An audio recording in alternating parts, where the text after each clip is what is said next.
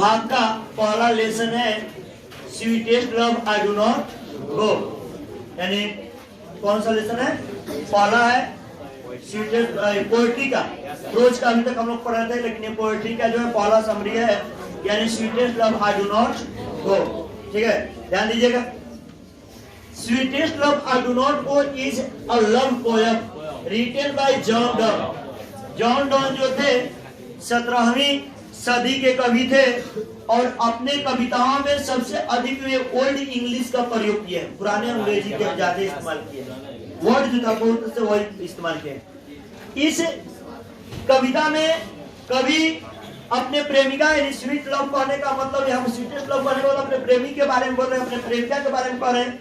अपने प्रेमिका यानी अपने पत्नी एनमोर के बारे में जिक्र कर रहे हैं, एनमोर के बारे में जिक्र कर रहे हैं। ठीक है, एनमोर जो थी उनकी प्रेमिका थी, उनकी पत्नी भी थी। कारण यह हुआ कि जब इसके वजह से इन्हें जेल भी जाना पड़ा था। आप लोग को समरी में पढ़ा उनके हाथों में बताए होंगे, जॉन डन के बारे में जब बता रहे होंगे तो उसमें बताए थे, तो उसे बड़ी चाहते थे और वो भी इनको चाहती थी। लेकिन जब शादी विवाह हो गया तो ये जो थे कहीं यात्रा के लिए निकलना चाह रहे हैं और उनका यात्रा यानी यूरोप की यात्रा, जर्मनी के लिए निकल रहे थे कि मैं जा रहा हूँ, लेकिन इनकी पत्नी जो है उन्हें जाने नहीं देती है। और उसी दोनों के बीच जो वार्तालाप होते हैं, तो कवि है उस वार्तालाप को कविता के माध्यम से दर्शाने की कोशिश किया है और हर एक स्टेंजा में अलग अलग एग्जाम्पल को लेकर के दर्शाया है, ये दिखाने की कोशिश किया। लेकिन हम लोग कविता में जब पढ़े हुए हैं, एक बार देख लीजिएगा, स्टेंजा पूरा समझ में आएगा। लेकिन याद है ये पूरा sweetest love I do not गो का स्टेंजा देख लीजिएगा। Sweetest love I do not go is a love poem. Sweetest love I do not गो जो है एक क्या है? प्यार भरा कविता, प्रेम भरा कविता है, रिटेन बाय जॉन डन, जो किसके द्वारा लिखा गया? जॉन डन के द्वारा लिखा गया है। इन द पोएम, इस कविता में the poet describes the importance of true love in human life, यानी कवि जो है वर्णन करते हैं मानव के जीवन में सच्चे प्रेम के महत्व को। कवि जो है मानव के जीवन में जो सच्चा प्रेम है, उस सच्चे प्रेम के महत्व को वर्णन करते हैं इस कविता में। ये दर्शाने की कोशिश किए हुए हैं the poet is going away from his beloved. कवि जो है दूर जा रहा है, कहाँ? किससे? अपने प्रेमिका से, अपने प्रियतमा से, यानी कह सकते हैं कि वो अपने महबूब, अपनी पत्नी एनमोर से दूर जा रहे हैं। दूर हमेशा के लिए नहीं जा रहे हैं, बल्कि वो एक यात्रा के लिए निकल रहे हैं। लेकिन उनकी पत्नी जो है रोक देती है कि नहीं आप मत जाइए, रोने लगती है, उदास हो जाती है। She becomes very sad. जैसे वो दूर जाने के बाद करते हैं तो उनकी प्रेमिका जो होती है वो क्या करती है? यानी नाराज हो जाती है, उदास हो जाती है। तो जाकर के ये समझाने लगते हैं। The poet console his beloved over a temporary separation। कवि जो है संतावना देता है his beloved, अपने प्रेमिका को, over a temporary separation, क्या? इस क्षणिक जुदाई के लिए, कि ये जो मेरा और तुम्हारे बीच जो है जुदाई है, ये कोई लंबा जुदाई नहीं है, बल्कि क्या है? क्षणिक, कुछ समय के लिए ये जुदाई है, क्षणिक जुदाई है। ही से जो कहते हैं दैट कि he is going away from her but not because he is tired of her.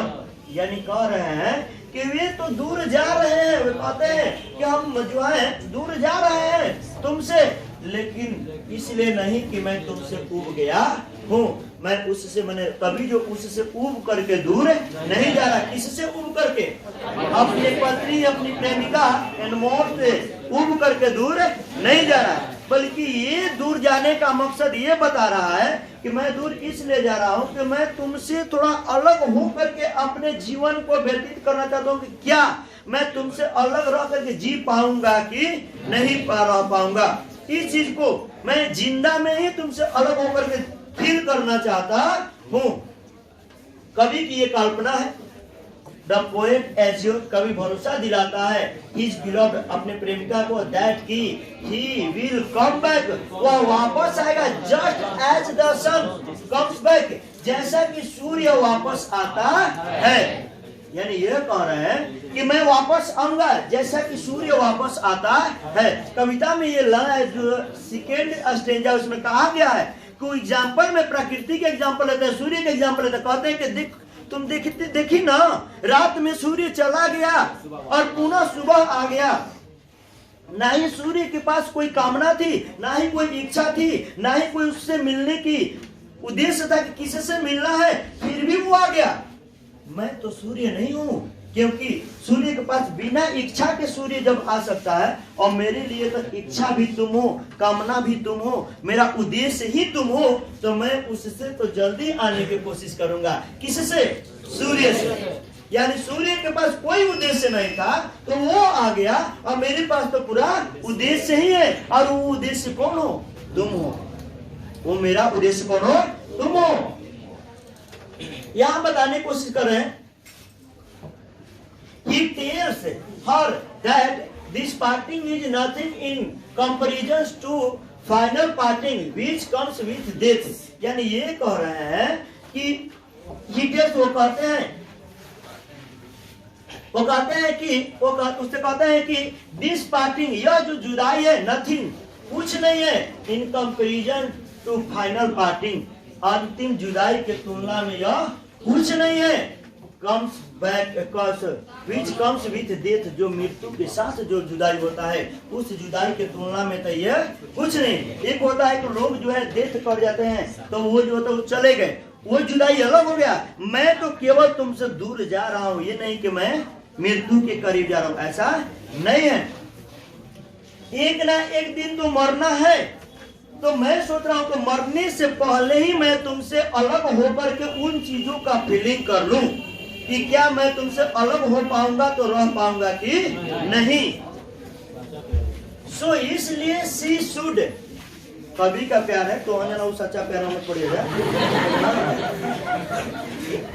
सो इसलिए सी शुड नॉट शेड टीयर्स, इसलिए कहा तुम्हें आंसू नहीं बहाना चाहिए ओवर हिज डिपार्चर, उसके किसी पर, रवानगी पर, उसको यहाँ से जाने पर, यानी कभी को जाने पर तुम्हें आंसू नहीं बहाना चाहिए। कभी ये प्रयास कर रहा है कि तुम्हें आंसू नहीं बहाना चाहिए, जबकि जानते हैं कि सबसे अगर एक विडंबना होता है कि अगर और औरतों का जो, चलिए आइए टॉपिक पर ध्यान दीजिएगा, नहीं वो सब जानते हैं इस सब चीजों को, अगर तुम्हें आंसू नहीं बहाना चाहिए। He further says, वे आगे कहते हैं कि even if, भले ही he dies, वो मर जाएगा, कभी करे भले ही मैं मर जाऊंगा, लेकिन he will be present in her, मैं जो हूँ तुम्हारे अंदर हमेशा उपस्थित रहूंगा। क्योंकि ये माना जाता है कि दो प्रेमियों को कभी अलग नहीं किया जा सकता, चाहे वो मृत्यु से भी। So, इसलिए there is no question of separation, इसलिए आजादी का, इसलिए यहाँ कहने पर अलगाव का या दूर होने का कोई प्रश्न ही नहीं उठ रहा है। मैं ये कर रहा हूँ जब मैं मर भी जाऊंगा तो तुम्हारे अंदर उपस्थित रहूंगा, तो यहाँ तो प्रश्न ही कोई नहीं उठता है कि मैं तुमसे अलग हूँ। दस इस प्रकार द पोएट मीन्स टू से, कवि का कहने का मतलब है कि ट्रू लवर्स, सच्चे प्रेमी जो होते हैं, कैन नॉट बी सेपरेटेड, उन्हें अलग नहीं किया जा सकता है। इवन बाय डेथ, मृत्यु से भी, यानी अगर वो मृत्यु को ही प्राप्ति कर ले फिर भी लोग मानते हैं कि उससे अलग नहीं किए जा सकते हैं। They are never parted from each other, they are never parted, यानी उन लोगों को कभी अलग नहीं किया जाता है इसे एक दूसरे से। तो मेरे रवानगी पर, मेरे जाने पर तुम क्यों रो रही हो, क्यों अफसोस कर रही हो, ये कवि जो समझा रहे हैं। ठीक है, इसको आप एक बार देख लीजिएगा।